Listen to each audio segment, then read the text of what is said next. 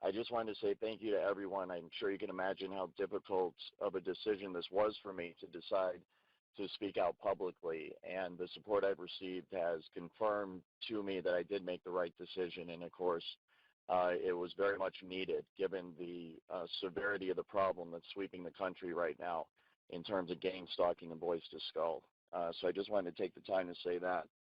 Yeah, I began working at SIS. Actually, I have friends and family members who are military and military intelligence, and through them, I had always heard, job opportunities. I thought about joining the Marines when I was younger, when I was 18. I'm 39 now, so over the years, it was something I had always thought about. And of course, after 9/11, so many jobs were created in the defense industries, homeland security, and what a lot of people don't know about is within private security, domestically within the United States. It's a booming industry. It's one of the fastest growing sectors of our economy, as generally our society is being militarized, and generally that militarization is being privatized. And as a result, what you have is many, many corporations in the United States of America and private companies that are getting a lot of money from investors under the table to begin to set up what I describe as a security apparatus around and within the United States of America. And it is in that context that I heard of the opportunity to work for security industry specialists in Seattle, Washington. They're a private security company that is headquartered in Culver City, California. And through a friend, I heard that SIS was hiring. I heard they were hiring for security specialists. And given my background in education, which is actually anthropology and sociology, most people don't see how those two connect. But by studying human beings, you can really do well within the intelligence industry and within the security industry, because it is all about learning how to deal with and talk to and communicate with, and ultimately, from our perspective, secure human beings. And so it was through friends and family that I learned about the opportunity, and I started off like everybody else as a low-level security guard, minimum wage. I worked my way up through the company over time, and eventually was assigned to executive protection and threat assessment, risk management. And just to tell you a little bit about that, what my official duties was to secure personnel, data, and property of VIPs that our company is hired to protect. So there's a whole lot of training that goes into that, and I became a security specialist for SIS, specializing in executive protection, also risk and threat assessment to our clients. Our clients are the companies or the individuals that we contract out with and provide services for. And it was in that context that I became aware of what I describe as a social engineering program and a research and development program that was being carried out by SIS and our clients in Seattle, the Amazon Corporation.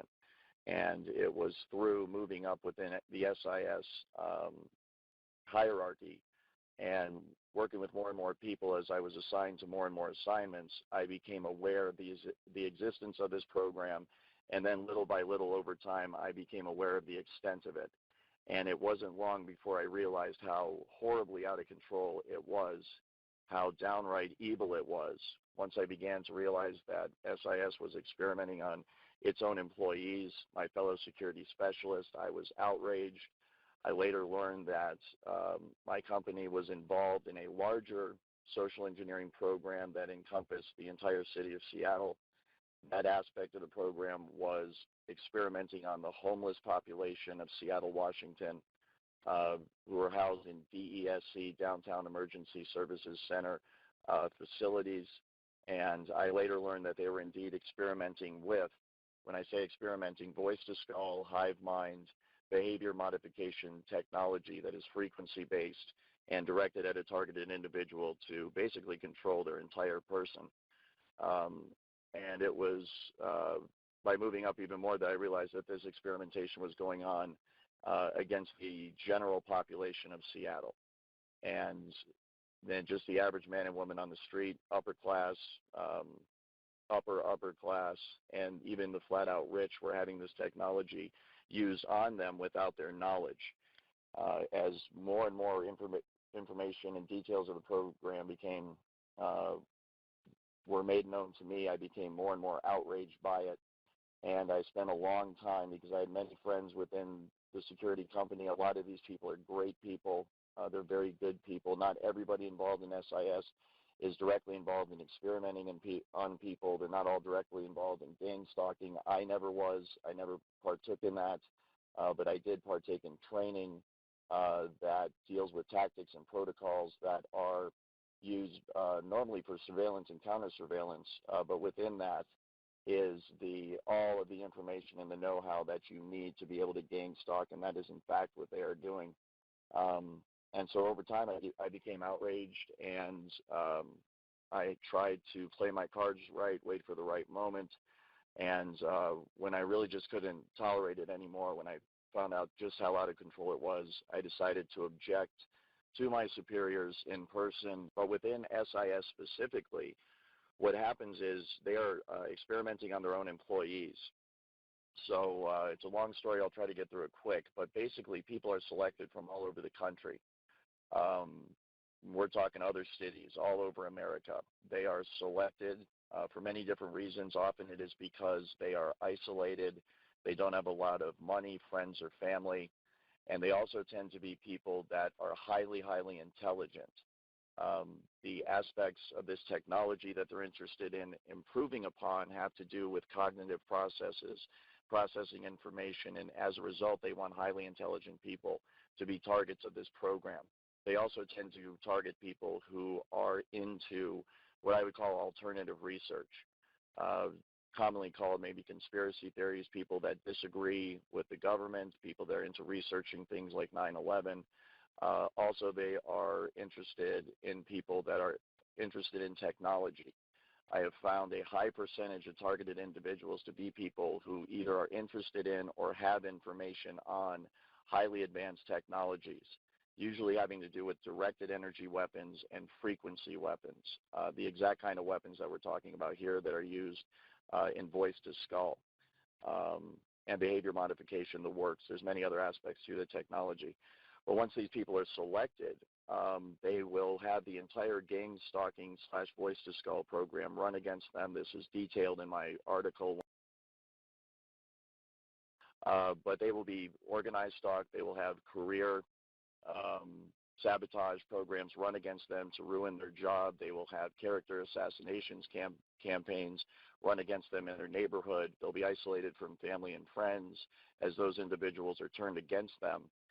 And they will be isolated slowly over time using the technology itself, as many of the people freak out understandably when they at first don't know what it is.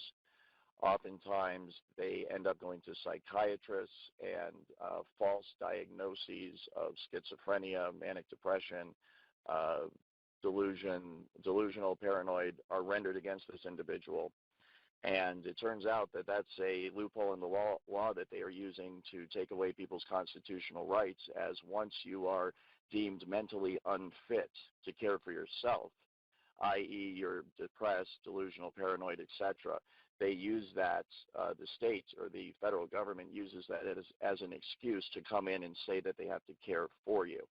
So I would warn all targeted individuals out there, please do not go to psychiatrists and allow them to render a diagnosis against you, because that is a dirty trick they are using to take away the rights of people all over the country.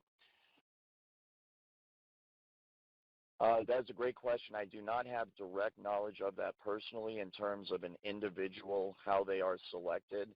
What I can speak to intelligently, though, is that each individual fits the general profile that I'm describing. So they're highly intelligent. They are able to be isolated by whatever means. They normally have some sort of what I would describe as a free mind. They're people that aren't part of the crowd, so to speak, in the way that they think. They're outsiders. They're what the government would call dissidents or revolutionaries, or people that may be a problem. Some TIs have said that this kind of profile that all TIs fits is empowered individuals, and I would definitely agree with that. But I cannot speak to how they actually identify an individual person. I think the general profile that I'm describing that fits the targets of this program is something that is generated high up within the program. We're talking at the federal government level. We're talking at the highest levels of this social engineering program, where scientists from all over the country and all over the world, they're looking at someone's genetics, they're looking at someone's cognitive abilities, they're looking at someone's genes, they're looking at someone's DNA, they're looking at people's social situation, they're looking at people's career. I've been very surprised that so many PhDs are actually targets of this program, and they're usually PhDs that have gone against the grain in terms of what academia normally teaches, usually within the fields of science and technology. And the reason for this is because people running the program want to cover up certain technologies and certain aspects of science that can lead through to tremendous breakthroughs.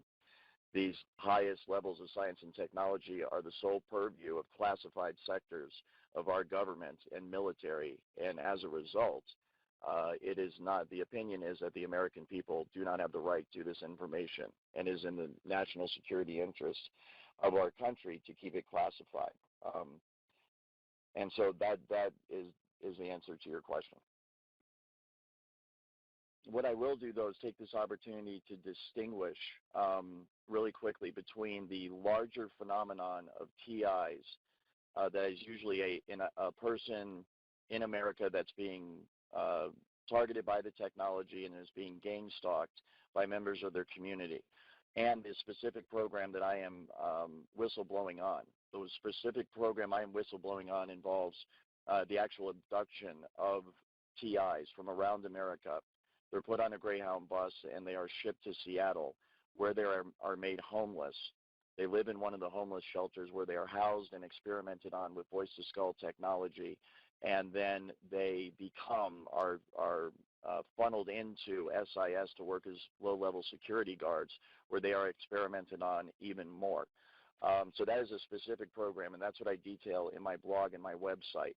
But because I am familiar with that program that utilizes the same tactics of gang-stalking and the use of this technology against individuals, my knowledge on that program applies to what all TIs are going through. It's the exact same technology, and it's the exact same gang-stalking tactics that are used against them. In terms of numbers, I know that there are right now at least 300 to 400 individuals in downtown Seattle that have been abducted from all over the United States, brought to downtown Seattle, and are being housed in DESC, Downtown Emergency Services Center, homeless shelters, and being experimented on 24/7. The numbers of SIS employees that have been experimented on, to my knowledge, is in the dozens. That's all I have direct knowledge of, though, about 24 to 36. And then nationwide, the estimates in terms of targeted individuals who still maintain some manner of autonomy and freedom and have not been brought to Seattle or enslaved completely by this, the estimates I have heard is anywhere from 1 to 2 million at the moment, and we're talking full-blown TIs that get the technology and are being gang-stalked 24/7. Those are the estimates that I'm familiar with. This is discussed very much in the open within SIS and with some of the liaison contacts that I had with DESC Amazon, and then also members of the military that are in a civilian capacity. One thing you have to understand is that within the security business, most of the people working there are ex-military and ex-intelligence operatives. And many of them, in fact, are still active intelligence operatives and have simply been reassigned to domestic duty to work with a private security company, specifically for the purposes of carrying out this highly illegal program that's being run against TIs all over America. So full-blown TIs, what I would call people that are getting the voice-to-skull, the frequency, and the organized stalking, I have heard is between 1 and 2 million, and that could be completely off. But one of the things I'm concerned about is the technology as it's being researched and developed in Seattle utilizes emotion manipulation and behavior manipulation without the gang stalking and without the voice-to-skull aspects. And so this use of the technology can be done very covertly to the point where the person it's being used against will not know that this technology is being used against them. And that is one of my main concerns and one of the reasons why I want to bring more light to this technology and to this issue, because this technology could potentially be being used against tens to hundreds of millions of Americans every day.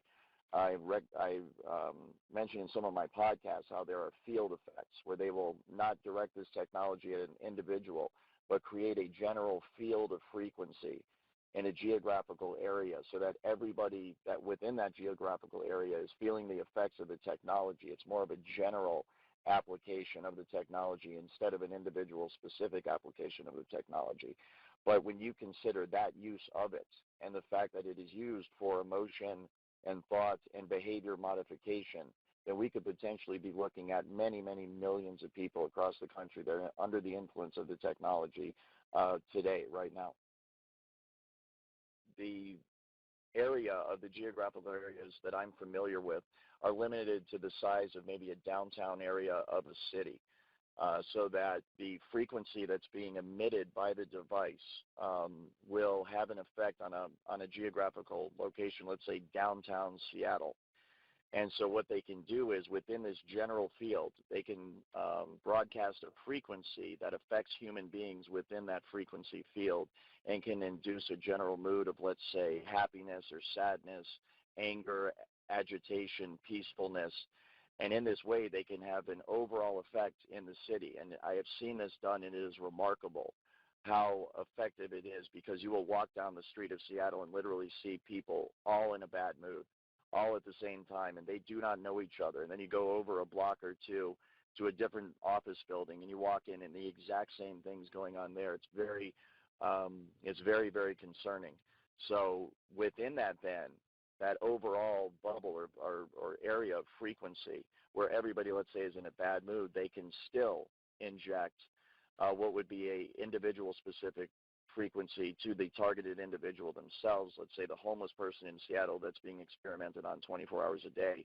So they will be under the influence of the general agitated mood or bad mood that everybody else is in, and then they can more further be manipulated by the frequency that's being directed solely at them.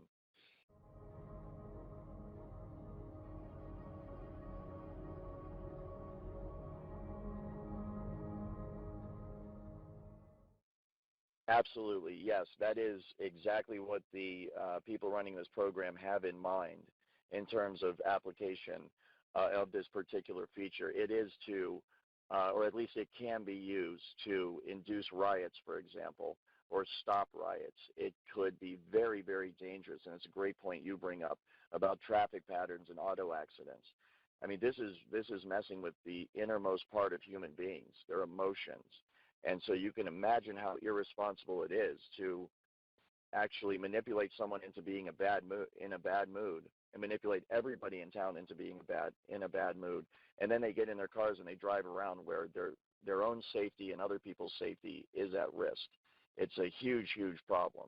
And you can imagine the applications of this. If anyone ever wanted to start a riot, if anyone ever wanted to increase the crime rate, and then, of course, you know, you can use it for the exact same opposite. You can use it to decrease the crime rate by making everyone passive.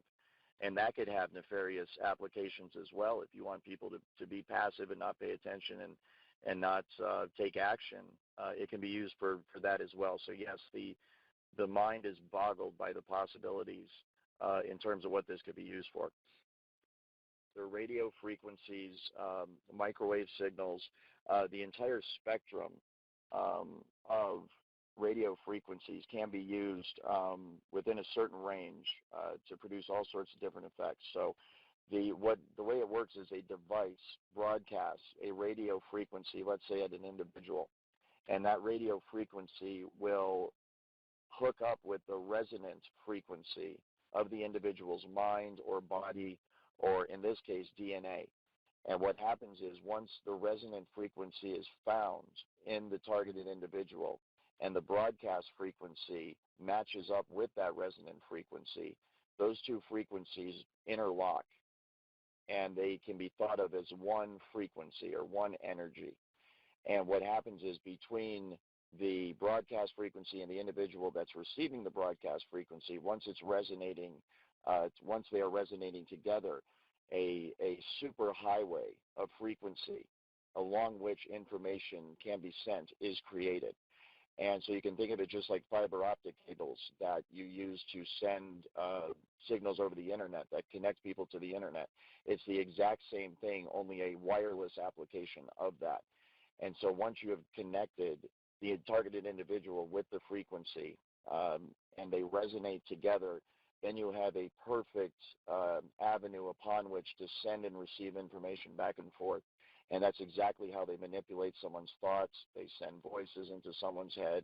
They manipulate their emotions. They manipulate their behavior. And then that's also how they receive back from the individual in real time the vital signs, the emotions, the thoughts, what the person's seeing, what the person's hearing. And then all that information, of course, is rendered on a computer elsewhere via software, and it can be monitored and tracked in real time. It can literally stop your own thoughts from happening and replace them with other thoughts by sending thoughts to your head. And it's so sophisticated that you cannot tell where these thoughts are coming from. There's no way to discern that they are coming from somewhere other than your own mind. So you can imagine how bad this would be for people that don't even realize this technology exists. And they're having these thoughts, which they think are spontaneous, because being under the influence of this technology now, kind of having been on both sides of it, I am just amazed at the way it works. And I know that the thoughts that they beam into your head originate from the exact same place in your mind that your own natural thoughts originate from. So if I didn't know I was under the influence of this technology, then I would have no idea that anyone was influencing my thoughts at all. And that's exactly what it can be used for. It can be used to sway people in terms of their opinion, to make them go along with a certain agenda. It can be used to turn groups of people or individuals against each other for whatever purpose. And actually, this exact same technology can be used to not only influence the thoughts of someone, but also the voice box of someone. And it came to mind because you mentioned a politician. I heard that they actually used this on George Bush Jr. once, George W. Bush, when he was giving a speech because he could not remember his lines.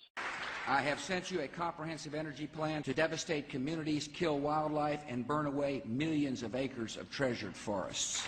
Chabad save lives. This is the type of thing that could be used to give a politician the words that they need to say. I am a Zionist. You don't have to be a Jew to be a Zionist. So that they will come across and deliver the message in the way someone else wants them to deliver the message. So messing with people's thoughts is really, really concerning, and it is so advanced now that they can do it without people even realizing it's being done. And the thing that shocked me about it is it's not being done, in a secret military base somewhere, and it's not being done in a controlled environment where people are being kept safe and separate. The test subjects are kept separate from the general public so that nobody gets hurt. The entire city of Seattle has been turned into a massive proving ground for this technology, and it's being done right out in the streets. It's being used against people that are driving. It's being used against people that are trying to live in a city environment with the congestion and all the other people around that you have in that environment. And so the potential for accidents and things to get out of control and for people to get seriously hurt and indeed be killed by this is real, and it's happening all the time. And yeah, I think it just shows just how not only out of control this program is, but how completely unchecked the research and development aspect of our national security structure has become. They are completely immune to any oversight, to any consequences, to anything they're doing. And I just could not believe that this research and development part of this program was so advanced and was so widespread, and it was so out in the open in places like Seattle. And I encourage anyone that's in Seattle, please do go there, or that's near Seattle, take a trip there and spend a week, on vacation. If you got the money to do it, I would recommend it, and visit DESC and visit SIS at 1415 Western Avenue, Seattle, Washington. Visit Amazon. Visit the Apollo, Nessie, Bigfoot, Cricket buildings. Visit these places and begin to look around and observe, and especially if you're a TI that knows the symptoms of the technology because you're an expert in it, because it's being used on you. You know just as much as I do. Well, maybe not the version that I'm aware of being used in Seattle, but you're getting a version of it, so you know what to look for. Go there and watch the homeless people. Watch their behavior.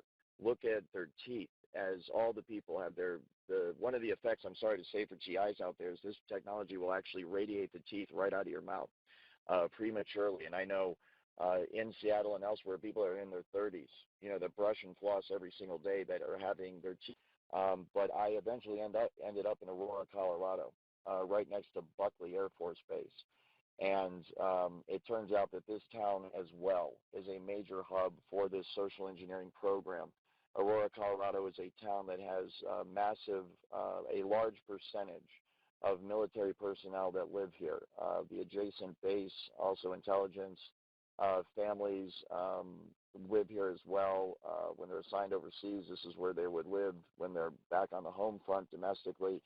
And you can tell that this technology is being used on the people of Aurora, Colorado, many of whom serve in the military. And as I mentioned before, it's not only the general population of Seattle, the homeless and TIs, but this technology is being used against military families, people who proudly and bravely serve their country and sacrifice everything so that you and I can be free, or at least we were able to be free before this technology started being used against us. Exactly. Yeah. So it's here as well, and there are some other cities. It seems to be adjacent to military bases. I've heard this from a lot of people, and I've noticed it as well. If you have a massive Air Force base near you, Navy as well on the coast, there's a good chance that some aspects of this program are being run at the adjacent military base and is being used on the towns and the people around that base. And I was not aware either of just how widespread the security industry was in terms of its numbers and in terms of its power within the United States of America. You're absolutely correct. And it's a great point you make. 1 million personnel. I mean, just think of that in terms of standing armies. Look up some of the numbers on active military personnel in countries like Russia and China and the United States, the European Union, and you'll start to understand just how many, 1 million people are, and what can be done with that type of manpower in a situation like this domestically. So one of the things I think that is an advantage of the security industry, number one, it's private. So if you were going to roll out an army of gang stalkers across the United States to mess with people, to track people, to surveil people, to follow people, and to make their lives a general hell to live every day, then you would have to do it covertly. You would have to do it in a way that is not noticeable to the rest of society. And in fact, the tactics that are used by private security companies and gang stalkers at large are specifically designed to avoid detection, not from the targeted individual, but to avoid detection from the general public. And so it's a very interesting surveillance situation. It fits right in with other surveillance situations where they want the targeted individual to know that they're following them.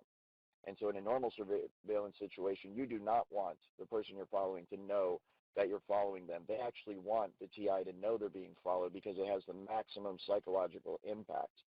While at the same time, they need to do it in a way that your neighbors and your friends and your coworkers and your family do not know that they are doing this to you, because the entire point of the program is to convince everybody else that the TI is crazy. And so they need to surveil you and gang stalk you in such a way that other people don't notice that they're doing it.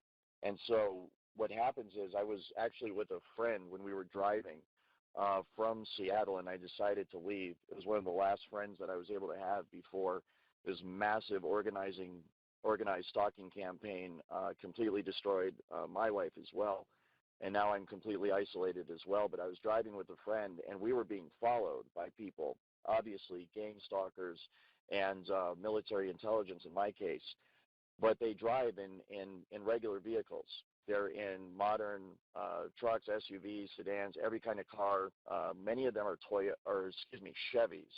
And if you're being, I think a lot of TIs have noticed this as well. Chevy seems to have some kind of a deal with these security companies. And I know, for example, my security company purchased most of their vehicles from a particular car company. So these are some of the things I noticed. But we're being followed by these people, and what they will do is the otherwise unmarked car will have military stickers on it. They'll have license plates that say Air Force. They'll have stickers that say Marine Corps or Army. And generally the personnel as well fit a general description. A lot of them have tattoos. A lot of them are young. A lot of them appear to be, very young, maybe a military type of a look, only with kind of a gangster type of a vibe to them. And I think that's for the purposes of intimidation. And I know that is one of the psychological aspects of what I learned at SIS in terms of gang stalking is the image you're projecting is very important. It is scientifically planned down to the last detail to have a very specific psychological effect on the target. But anyway, we're driving and we see all these cars around us, and they all have military and Marine Corps, Air Force. And my friend said, is that the Air Force following us? Is that the Marine Corps following us? Are these people, military? And it's a very good question. And they are trying to give that impression that who's following you is active military. And, of course, that's not the case at all. They are private security contractors, or they are at least intelligence operatives that are operating domestically under the cover of being a private security contractor. And the reason they put those stickers there is to give the impression they're military. And so what you have a lot of times, the way they get license plates that say Air Force engraved on them is they are former Air Force. The way they get some of these insignias on their car, they are former Marines, and they are now retired. And after active duty, a lot of them need jobs, and they are being hired by the thousands each and every day to staff private security companies all over the country. And private security companies and private investigators, what they do is they investigate, they surveil, they follow, and they carry out covert intelligence and investigative operations domestically in a way that can't be protected. It's the perfect way to carry out gang stalking operations against TIs. And the number one rule in intelligence work and in security work in terms of at least people that are going to be surveilling the public is to remain undetected. And so in terms of a profile, they go out of their way to hire people of diverse ethnic backgrounds, each gender, all age ranges, more or less. There's obviously limitations if you're too old to be able to follow people on foot. But I've noticed a lot of the mobile details, a lot of the mobile assignments will be carried out by the more elderly of the private security contractors, because they can't be operating in an inner city, for example, on foot, walking up hills and so forth. People with disabilities as well cannot do that, so there'll be mobile units. Static and mobile units are the two basic units you have within private security, and then they're assigned to different assignments. But yeah, as far as the profile, they are ex-military, they are ex-intelligence. Many people, like myself, have no ties to that, but they start off low in the company as a security guard, maybe executive protection, maybe risk threat assessments, maybe they have an IT background, so they get in that way. and then they're trained little by little to be led into the gang stalking and kind of the covert aspect of the company, which is involved in this social engineering program domestically to target TIs.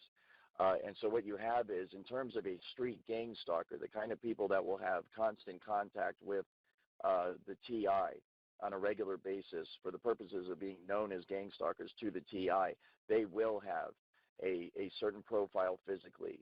The men will often be very strong. They work out. They're buff, for lack of a better term. They will have a generally intimidating demeanor. Although when you talk to these people, of course, they could be completely nice, very, very decent people, most of them. They're doing their job, and I don't think there's any way they have to get out of it, because they all know if they come forward and they say something, then they're going to get gang stalked as well. And unfortunately, I'm proving that by the way that I'm being targeted and gang stalked, and the technology is being used against me. But this is the general appearance that they give, and so it's to be intimidating. And there's a very fine line between kind of the military intimidation and what you would call a gangster or a thug intimidation. And both aspects, of course, are there on purpose, and gang stalking has been designed specifically to have both aspects there. They want you to believe that your country hates you. They also want you to believe that you're in great danger all the time. And the thug, gangster aspect of the vibe that they're giving off is there specifically for that reason. And so you can start to see how psychologically this is going to have an effect on someone very, very quickly. If they're under the impression that the military, their own government, and then a bunch of thugs are following and chasing them around the country, it has a devastating psychological effect. There is a precedent, I will say, that I'm aware of for hiring people that have displayed a certain moral ambiguity concerning certain issues. For example, within certain private security companies in the Seattle area, there are a lot of ex-LAPD. In fact, when the Rodney King riots went down and a lot of the scandals that went on in Los Angeles, the LAPD went through several stages of reform, and anybody from LA, of course, will remember this. And the people that were forced out of LAPD ended up almost exclusively going to work for private security companies. So you can imagine the types of characters that ended up in private security companies when the LAPD didn't want them anymore. Also, people that have criminal backgrounds are often coveted for gang stalking type of assignments. The reason for this is that they do not mind, obviously, mistreating other people. They have what could be called a criminal mentality. But it's also important to note that despite the unsavory characters that are within this, the entire point of it is a hands-off policy. And this is very, very evil the way they're doing this. So, I mean, not in any way defending them. I'm making the opposite point. The hands-off policy is in place by private security companies and gang stalkers, the federal government, and everybody else involved in this, specifically to have the excuse and say, we didn't actually physically harm this person. We never struck them. We never shot them. We never hit them. We never did any physical harm to them. So everything that's done by this program is meant to have a psychological effect, and the psychological effect is meant to complement the effect that the technology is having on the individual, so that they are brought to a place in their life where they're isolated, they're broke, they're unemployed, they have no family, they have no friends, and nobody in the general public can track or trace anything that's being done to them because the technology is remote and it's wireless, and there's usually no physical signs left on the individual that anything is being done to them. And the interaction with gang stalkers within the community, there is no physical evidence that any gang stalking ever went on. They are specifically instructed, do not slash anyone's tires. Don't, vandalize their house. That is not the point of the program. The point of the program is to have maximum psychological effect and leave the minimal amount of evidence. And so you can see how this hands-off policy, and this is a standard term that's used within the private security industry in terms of what security guards and security personnel are supposed to do in terms of a threat. You are supposed to maintain a hands-off policy at all costs until you absolutely must intervene physically or with use of force. And so that's kind of an industry term that's been adopted by gang stalkers as a hands-off policy against the TI, so that when that person ends up in a hospital or ends up physically deteriorated, they can't turn around and blame the gang stalkers because they were never, quote-unquote, touched or physically harmed by them, even though all of the harm that's done to TIs is done by the gang stalkers, it's done by the federal government that endorses this program, and it's done by the technology, and therefore the gang stalkers, the technology, and the federal government is liable and responsible 100% for everything that's been done to the TI. Nobody advertises, you know, on Craigslist that we're hiring you to harass and torture people. It's just not done. And I can speak personally for myself, and I can speak personally for the people I worked with at SIS, that when you do first find out what's going on, you are disgusted by it. You cannot believe that this is what's going on. There is also a very quick, almost a peer pressure-induced acceptance of it that causes you to say, you know, this is pretty cool. And I'm just being flat out honest here about the psychology that's going on within these people's minds. It's pretty cool. We're part of the group. We're part of the massive army of people that is going to be okay no matter what, because we're on the right side of this, because we're the people with all the power. We're the people that with ties to the intelligence agencies. We're the people with ties to the government. We're the people that are going to be okay no matter what, because, you know, we are willing to violate the law to get away with whatever we want to get away with. And our superiors and our bosses are as well. So as long as we make them happy and we do our job, we're going to have a pretty good life. And I can tell you that this is exactly what is done to people almost immediately upon the revealing of what is really going on. They are offered a series of incentives. They're offered, first of all, acceptance into the group. They're offered acceptance into what will be the future of America, that you will be set, you and your girlfriend, or if you're married, you and your wife, your husband, your children are going to be taken care of. You're going to make a lot of money. You're going to have brand new cars every couple of years. Your kids are going to go to the best schools, and you are going to be connected, for lack of a better term. And at this point, it really does take on almost an organized crime feel to it, because what you're dealing with are people that are pleasing their boss in order to do something that is absolutely illegal. They're monitoring and harassing and torturing, and sometimes leading to the death of American citizens. They're violating their civil rights. They're violating their human rights. They're violating basic human decency. This is horrible stuff that's being done to people. And so you have to understand the psychological aspect that goes into convincing gang stalkers and people that are part of the program to do what they're doing.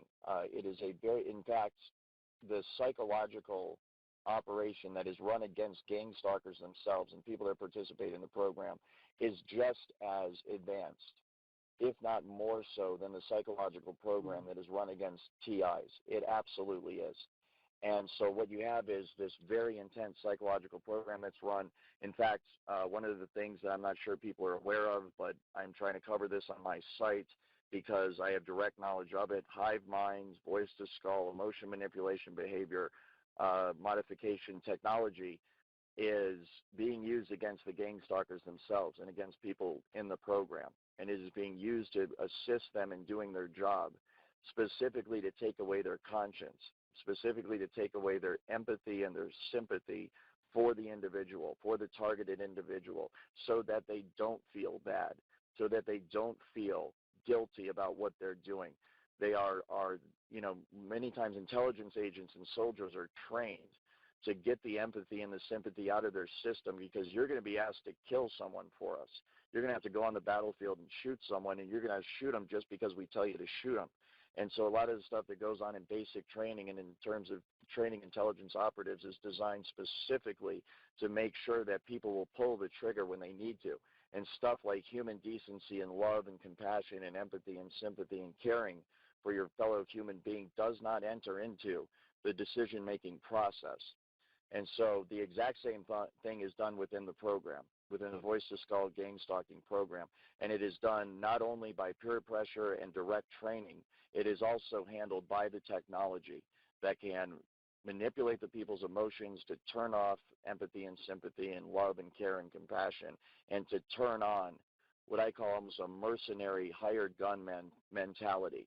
And the reward for going along with this is you get to be part of the social group. Look at the TI and how isolated they are. Look at how horrible their life is. Look at how sad it is. And every time I think about it, I start to choke up. It's so overwhelming. My heart just naturally goes out to these people, and I want to help them. But when you're the gang stalker under the influence of this technology and the influence of the peer pressure and everything else, you don't feel that. And if you do, the technology is going to take it right out of your system. But look at the TI, how isolated they are. You're not going to be isolated like that because you're one of us. These are your people. Look around at all the other gang stalkers. Look around at the military and the intelligence services of the United States of America.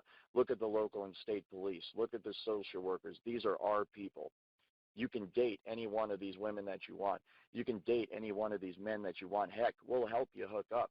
You can come and party with us and go out to dinner and do all the things that people do together. And that TI can't. That TI can't because of X, Y, and Z. That TI can't because he's on the wrong side of this. You're very, very lucky to be on the right side, and don't you ever do anything to mess it up, because you will end up right where that TI is.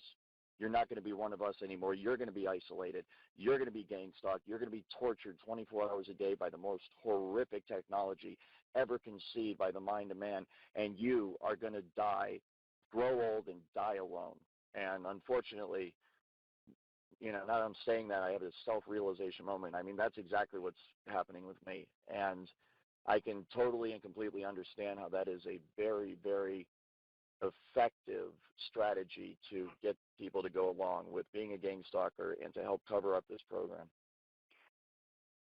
The entire point of this social engineering program that has been researched and developed for decades now, the full intent within the program, everything that's planned going forward, the day-to-day attitude of all the people, is that this program is going to be rolled out nationwide, and it will become the norm.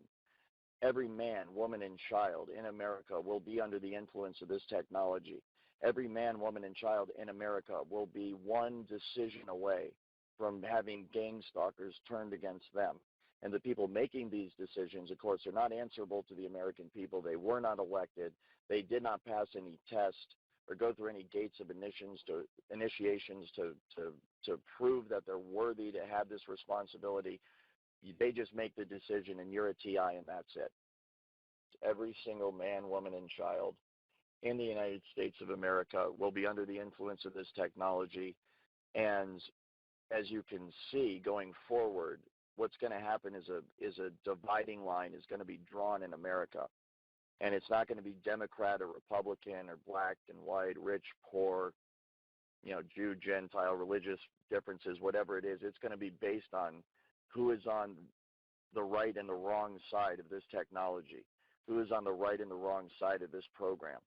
And so if you are not a part of this program, then there is a very real risk that you are going to become a full-blown 24/7 targeted individual. And this technology at that point, when it is nationwide, will be used by automated supercomputer software programming that will manipulate the emotions and the behavior and the thoughts of everybody in the United States of America.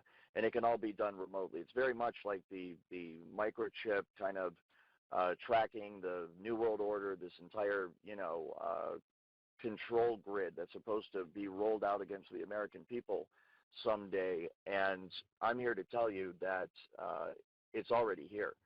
There isn't going to come a day where there's troops in the streets and tanks rolling down your neighborhood and riot gear and all this stuff. We might have isolated incidents like that. It might get like that every once in a while, but the true control grid is this technology, voice-to-skull, hive mind, behavior manipulation technology. And it can all be done remotely. It can be done simply by targeting you with the frequency, locking into the resonant frequency of your DNA and your mind, and in that manner completely track and trace and control you 24 hours a day. And so the dividing line is going to be between people on one side of this technology and people on the other. And so if you are a gang stalker right now, if you're in the private security industry, if you're in the military, intelligence, local state police, community watch groups, what have you. The reason so many people are joining into this, the reason so many people end up on that side of the fence is because it is the only game in town. There is one side, and you're either with us or you're against us. And so going forward, that's exactly what I had to think about when I decided to make this decision. That is exactly what went through my mind, and that's why it took me so long to decide what to do about this, because it is, you are marking yourself. You are standing up and saying, hey, everybody, look at me. I don't like you. I don't like your program, and I'm going to do everything I can to get it shut down. And I was fully aware the entire time that I was, thinking about doing that, exactly what was going to happen to me. They were going to torture me. They were going to destroy all my relationships with friends and family, and I was never going to be able to make a living again.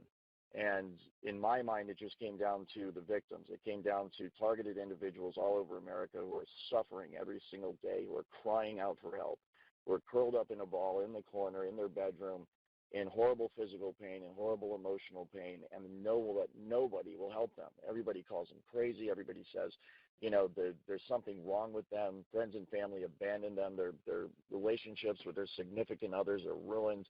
Their kids are taken away from them. And the homeless people in Seattle are now homeless. Some of the most brilliant men and women I've ever known in my life, as I got to know them, are now homeless, and they have no way to get out because the DESC is specifically going out of their way to make sure they can't get jobs and they can't find homes. So if a Gangstalker wants to think about coming forward, this is the decision that they face. Are you willing to risk everything to try to save this country, to try to save the individual out there who's on the receiving end of this program and is suffering and needs our help?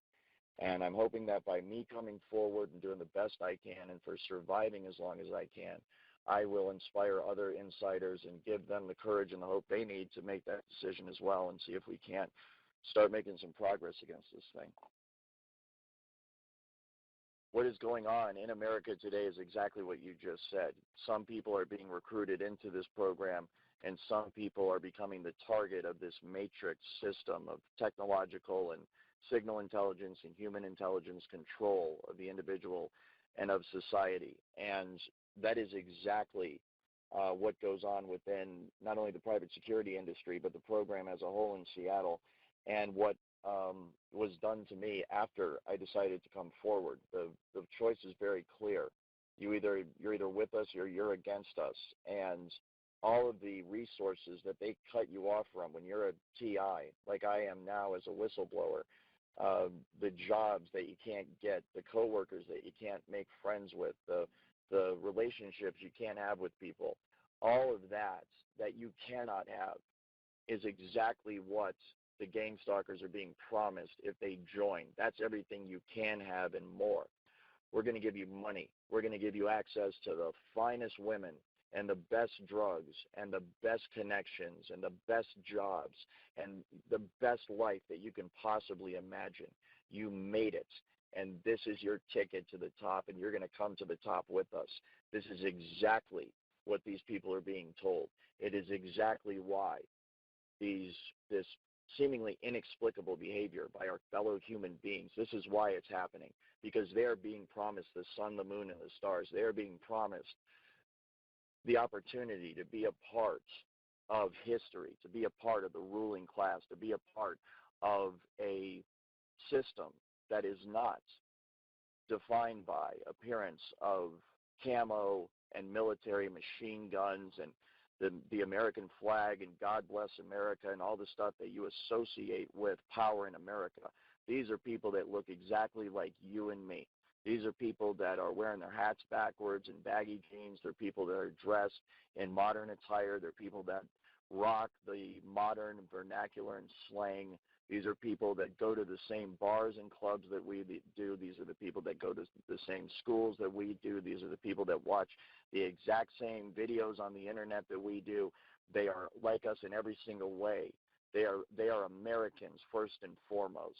And because the nature of this program is so covert, that cover must be maintained at all costs. And so this is why you see kind of this profile of the people that are targeting you. They do not fit one particular profile. If you're in corporate America right now, I guarantee you're going to get corporate gang stalkers. And that is the whole point of it, that they have people in all levels of society, all ethnicities and socioeconomic backgrounds, and they can activate them one by one and group by group wherever you are in the country. And unfortunately, if you're on the wrong side of that, you have access to none of those resources, and you are looked at as an outcast and an outsider and someone that just can't be part of it. Okay. There's a few questions that I have. These people that are doing this, gang stalking, they're doing it on the pretense of that we're criminals, correct? Correct. Really quickly, yes, that is the premise that they use to assassinate your character amongst gang stalkers. Usually there's no actual crime that's been committed, so you're not in fact criminals, but yes, that is the lie that's told. Well, no, I know I'm not a criminal, but that's how they get them to do what they're doing. Correct, yes. Normally there is part of the character assassination campaign that's run. There are lies, there are rumors that are spread about the targeted individual. And so in relation to the TI, all sorts of stuff is said about them. In every case, it's never true. So I can testify as a gang stalker on that side of it that all of the gang stalkers know it's not true. But it is used to generally degrade the character of the TI so that they're looked at, in general as a scumbag. You're absolutely right. Okay. All right. And is there a production team that is in charge of that? Absolutely, yeah. There is a command and control structure that is in charge of normally a targeted individual. So any elements of the program that need to be run in relation to that TI will be coordinated by a supervisor. And the supervisor will work with people that are in control of the technology on one side, and then the organized stalking or the street theater on the other side. So you do have a very stringent command and control structure. The one that I was a part of course, involved SIS and SIS exclusively.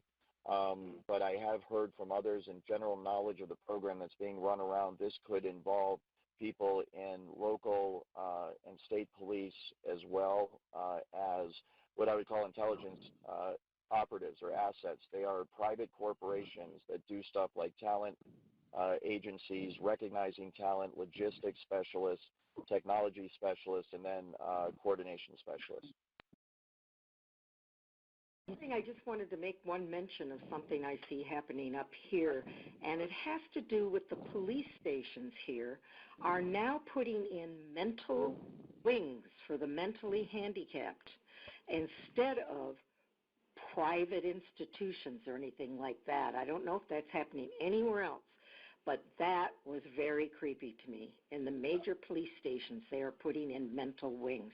So they will be in charge, more or less, is what I'm saying. I hadn't heard that. That's very scary. The question I wanted to ask is with the DNA, when you have somebody's DNA, you can then realize the tendencies they have towards certain diseases.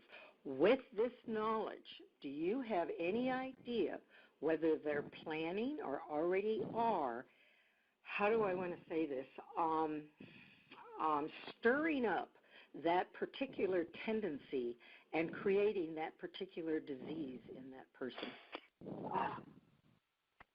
Well, thank you. That was a great question, and thank you for the info concerning the mental wings and the police station. Absolutely, because that is exactly the pretext that they use a lot of times to get the excuse to target individuals is, obviously coming up with a false psychological diagnosis. So thank you for that. The DNA... That's where I live. That's where it's happening. Okay, great. Thank you. As far as the DNA goes, in principle, in theory, what you're saying is absolutely correct.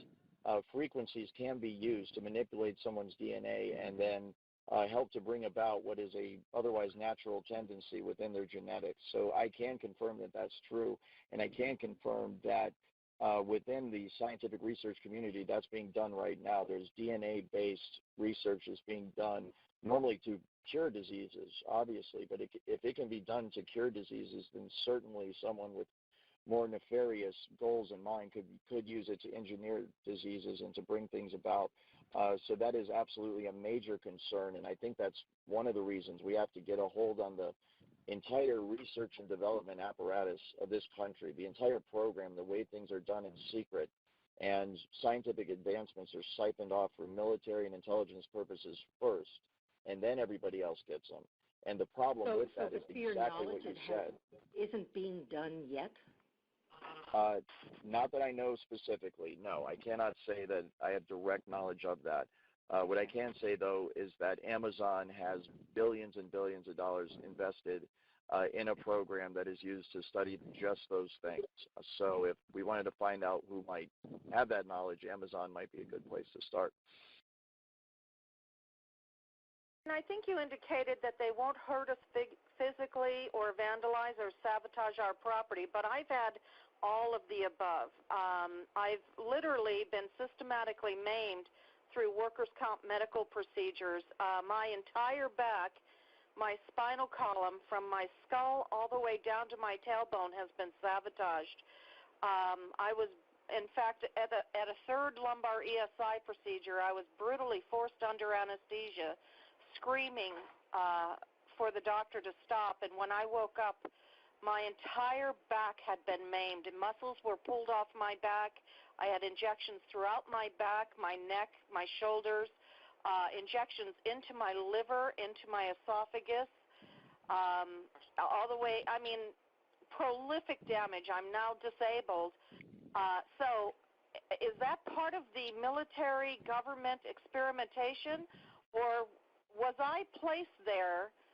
Do you think, can corporations like insurance carriers or employers place their people into these programs? Absolutely, yes. And Cece, I'm very sorry to hear about your condition and everything that happened to you. That is horrible, and I can't imagine the pain that you're in. And I do want to just clarify in terms of the hands-off policy, I am in no way suggesting that these people do not harm people physically. I'm speaking about obviously what is a general rule and a general outline that people follow. With specific people, they could very well cross lines and borders and do that sort of thing. In terms of the medical, this was done under surgery, so it could be that the doctors you were under the care of were very much not concerned at all with your well-being. It sounds like they really messed up the surgery, and when you woke up, you were worse off. Intentional. This happened over a period of a year and a half, and it just kept getting worse, and I couldn't figure out why I kept getting worse until the last lumbar epidural, which was the third one. Even the physical therapist maimed me, but I had already filed a complaint at the California Physical Therapy Board, which was completely treated with disregard and disrespect. So I know that the state of California is involved in my stalking and the crimes that have befallen me. But I'm also hit with directed energy weapons. I get the dream manipulation, the dream interrogation. By the way, the dream interrogation has been a lot about my medical history. Have I ever hurt my back before? How I was hurt at work. So that's why either they want me to believe that my employer and the defense in my workers' comp claim is behind this, or I don't know what, because it sure seems like that's what they want me to believe. So I'm going with it, although I am a whistleblower and I blew the whistle on a previous employer a few years ago as well, and he told me that he had friends in high places that could make my life very difficult. And shortly thereafter, bizarre things started happening at my home. And at other places of employment, and that was before I ever got injured at work. But I don't know. I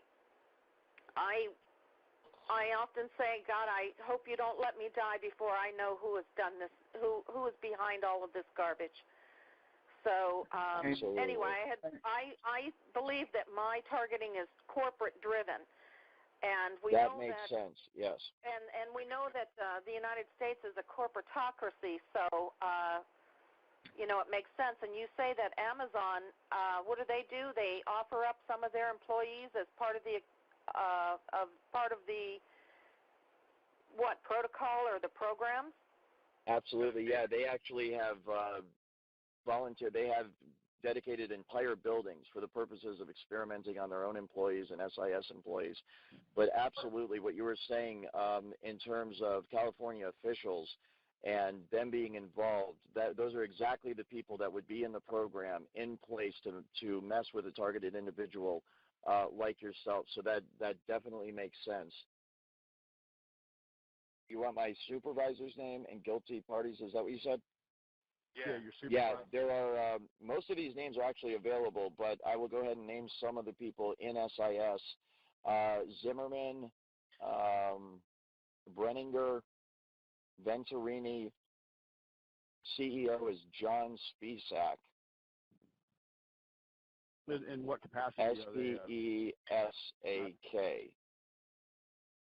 I'm sorry, S-P-E-S-A-K, John Spisak. And the command and control structure is such. There is a Dennis P. Hatton that is watch commander that I worked under. The command and control structure is such that the supervisor, direct supervisor, is contingent upon your assignment. And this is one of the ways that I think is an interesting point with how they kind of compartmentalize the programs within SIS and companies like this so that other people don't find out about it.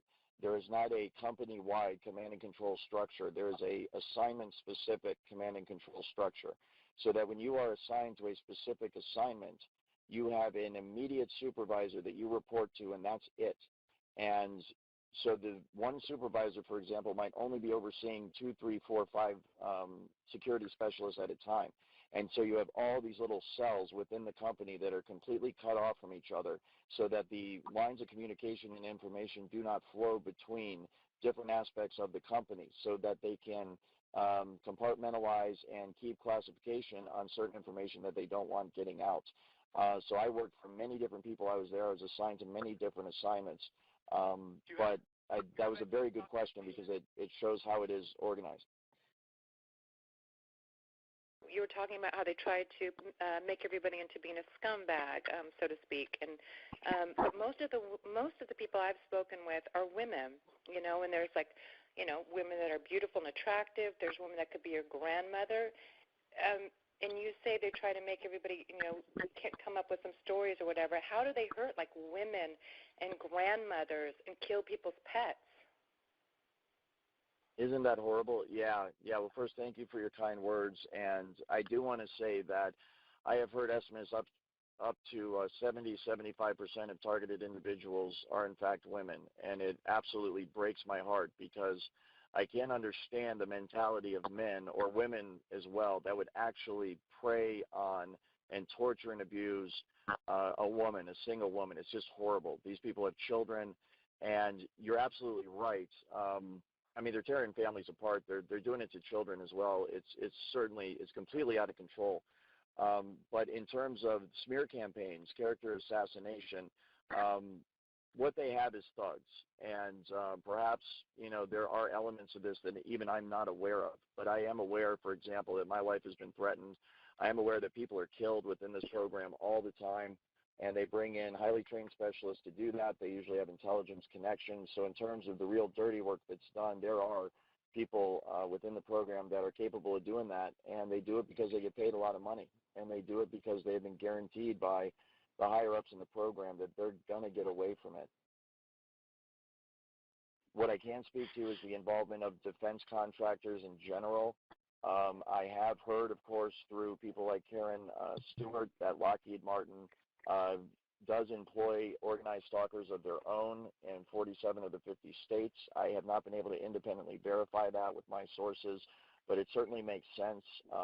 What I do know for a fact is, of course, defense contractors are involved in the research and development of the technology going back decades.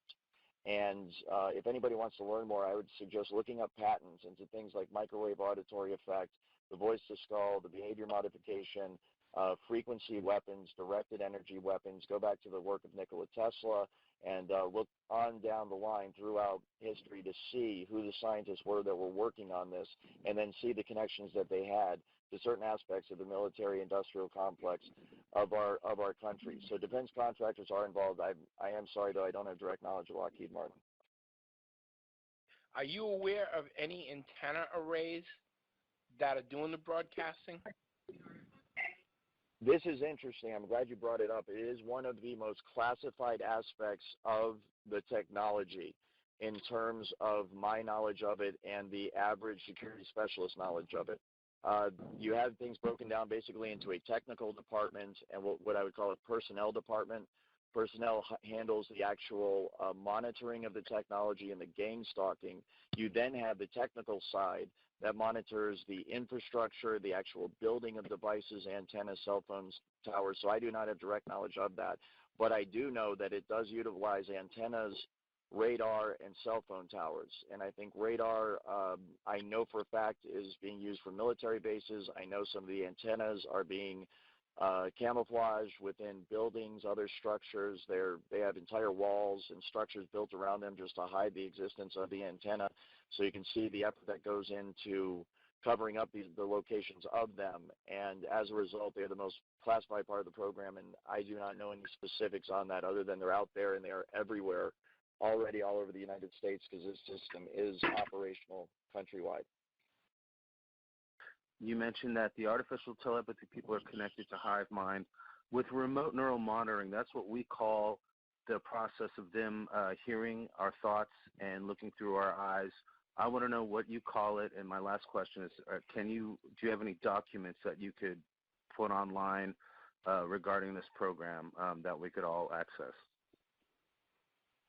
Absolutely. Yeah, thank you, Alec. Remote neural monitoring, in terms of the terms that I call it, much of it is slang derived from security industry specialists, so it's kind of like a street-level slang that we use for it, hive mind, voice to skull, remote neural monitoring. There's some rather coarse terms that we use as well that are very descriptive but not very scientific. But the remote neural monitoring is one that is, I think, the main feature of it. That they are able to get the information from people. And so that is the aspect I think that is going to be used very covertly against everyone in the country, to read people's thoughts, to see what they are thinking, and then determine whether or not they're a threat to the power establishment or to the individual motivations of companies or local officials or whatever it might be. Also, thank you for the information. I spoke with you earlier, and I really appreciate your help on that. In terms of documents, I do. I also have people that I am in contact with within the industry, potential allies that are sympathetic to our cause and are behind the scenes waiting for the right moment, that are behind the scenes hoping that the general public will become more aware of this issue and will give them the impetus that they need to start to move behind the scenes to make progress against it. There are a lot of people that are against this program and that support TIs, but they are in highly, highly classified positions. They are threatened if they speak out, and they also, of course, have family and friends to think about. So we do have allies there, and I do have documentation, and I am planning on releasing it. I do not know when, because I'm also planning legal proceedings against the federal government and possibly my former employer, DESC and Amazon, and my lawyer is advising me at this point not to release that, but depending on how that goes, very soon I may be able to do that. I had a question. Do you see yourself as stepping up and testifying for some of the TIs that are gathering evidence to go to court? Absolutely, yes. I would be willing to help anyone that is bringing legal proceedings against the program or against the government. That is my main goal in coming forward, is to attack this from a legal perspective, and I would be happy to lend my testimony or my efforts to anyone that's pursuing that goal. Okay, one other thing really quick. Are you a victim of V2K?